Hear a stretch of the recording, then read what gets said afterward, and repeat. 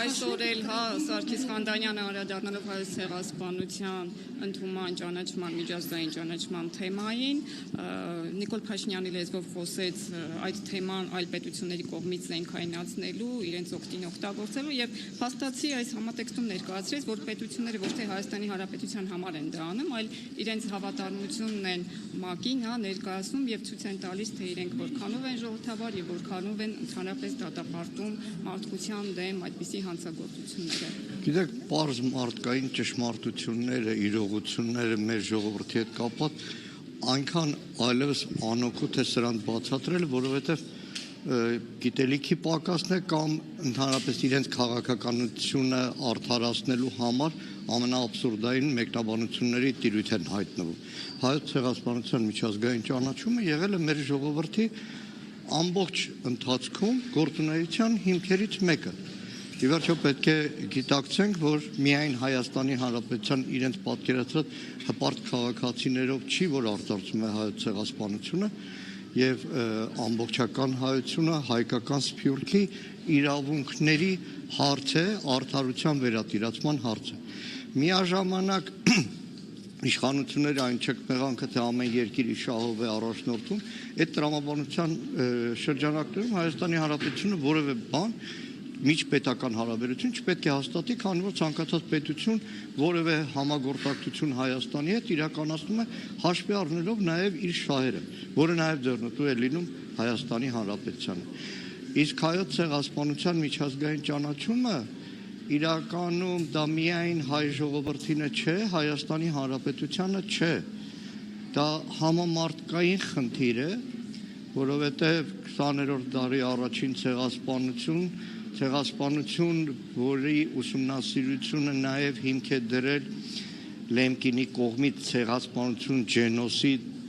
բառի եւ տերմինի ու հասկացության ամրագրմանը եւ այս առումով ցանկացած երկրում սա նաեւ այսպես ասեմ սեփական օրակարգ է եւ այն խուսանավումը, խուսափումը, որ այս իշխանություններն իրականացնում են հայոց ցեղասպանության միջազգային ճանաչման, որևէ կերպ համադրելի չեն նախորդ տասնամյակներում 2000-ականներին հատկապես հայոց ցեղասպանության միջազգային ճանաչման այն մեծ հաղթարշավի հետ, որն իրականացվում էր Հայաստանի Հանրապետության արտաքին քաղաքականության եւ հայ դատի գրասենյակների հանձնախմբերի դաշնակցության համահայկական կառույցի ջանքերով։ Ես պարբերաբար միշտ մեջբերում եմ թուրք հայտնի հրապարակախոս լրագրող հիմա մահացած է Մեհմեդ Ալի Բիրանդի 2000-ականների մի հոդվածի վերնագիր, որը այդ ցեղասպանության ճանաչման գործընթացը ձևակերպել էր հայկական ցունամի ու դատապարտում էր իրեն իշխանություններին, որ այդ ցունամիի դեմը չեն կարողանում առնել եւ ոչ էլ կարող են առնել։ Եվ հայոց ցեղասպանության միջազգային ճանաչումը նաեւ այն գործիքներից մեկն է, որ Հայաստանի Հանրապետության արտաքին քաղաքականությունը շատ ավելի կարող է զորացնել։ Բայց այս իշխանությունները հայտարարել են նաև Արարատ Միրզոյանի բերանը, որ արտաքին քաղաքականության Հայաստանի գերակայություններից առաջնահերթություններից այլևս չի եւ նաև հայ հեղափոխական դաշնակցություններ մտահոգություն հայտնել, որ սահմանադրական փոփոխություններով հնարավոր է ընդհանրապես պահանջատիրության հարցը դուրս բերել օրակարգից։ Իրականում խոսքը վերաբերում է անկախության հռչակագրի հայտնի կետի, որ հետամուտ է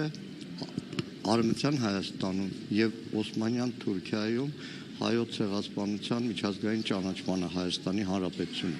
անկախության հռչակագրով, բայց իսկ հղում արդեն հայտարարվել է, որ չի լինելու նախագծում։ Տեսնենք, ապրենք, կտեսնենք կհասցնեն սահմանադրական փոփոխությունների, թե չէ, եւ նրանց ման Մանուկյան, եթե չհասցնեն։ Խորհրդարանում 9-րդ գումարում, որ մեր խնդիրն է նույնիսկ հանրաքվեի չհասցնել են խայտառակ նախագիծը, որը Ադրբեջանի եւ Թուրքիայի պահանջով ձևակերպել են այս իշխանությունները։ Չեն հասցնել, ինչի կկանգնեցնի նրանց, որ չեն հասցնեցին, ով կկանգնեցի կամ ովքեր կկանգնեցին։ Սկսած առաջին փուլից, որ խորհրդարանում չունեն սահմանադրական մեծամասնություն եւ որևէ գործիքական չունեն, առանց համանդրական մեծամասնության, առանց խորհրդարանի նախագիծը վավերացման դնել մաժորիտական քվեարկության։ Բայց մի բան անպայման ուզում շեշտեմ, Արարատ Միրզոյանը կասի, Նիկոլ Փաշինյանը կասի, քելնեմ վերև, կիչնեմ վար, հայոց ցեղասպանության միջազգային ճանաչման գործընթացը հնարավոր չի կասեցնել։